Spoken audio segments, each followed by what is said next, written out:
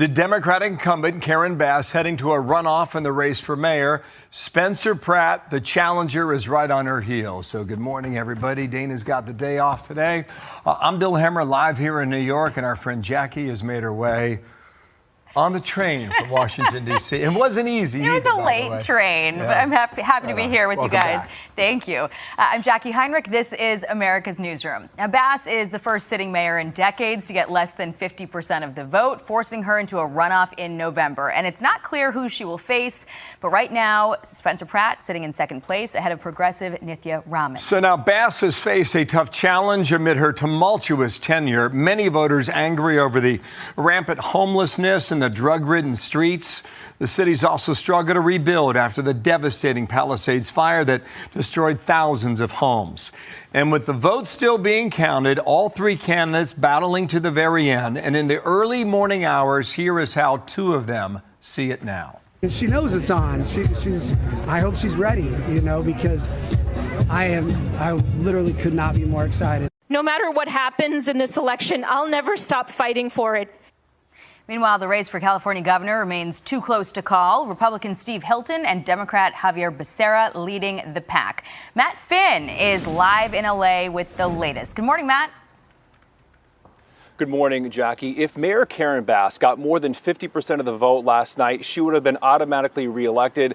This is over, but she did not. So now Bass and whomever officially comes in second place behind her are going to advance to the general election in November, where they're going to battle this out all over again. Now, the latest numbers from the AP this morning in the mayor's race, the AP estimates 63% of the votes are in. Karen Bass claiming 34% with 172,000 votes. The AP says she'll advance to the general election. Just behind her is Spencer Pratt with 30% at 151,000 votes. And in the distant third is progressive Councilwoman Nithya Raman. Now, Bass held a more traditional headquarters event last night at a hotel in Koreatown. Pratt hosted a non-conventional private election night party at Don Antonio's Mexican restaurant, where Pratt addressed one of the most common criticisms against him, not having the right experience. We've been fighting because we're not going to let somebody turn back our clock. We are not going to do that. We are going to continue moving our city forward because this is the greatest city in the world. And in the governor's race, the AP is reporting 58% of the vote is in, and a Republican is in the lead in California. Former Fox News host and Trump-endorsed Steve Hilton has 1.38 million votes.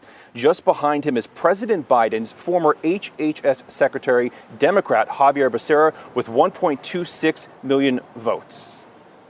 I'm very confident. I've always been confident, by the way, that once it's a straight choice in the general election between myself and another Democrat, that we will win, because the argument for change is irresistible. While I take nothing for granted, there are lots of ballots left to be counted.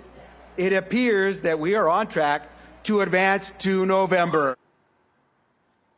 And in third place in the governor's race is Democrat Tom Steyer. There are still tens of thousands of votes to be tallied. We will keep you updated here from California. Back to you guys in New York.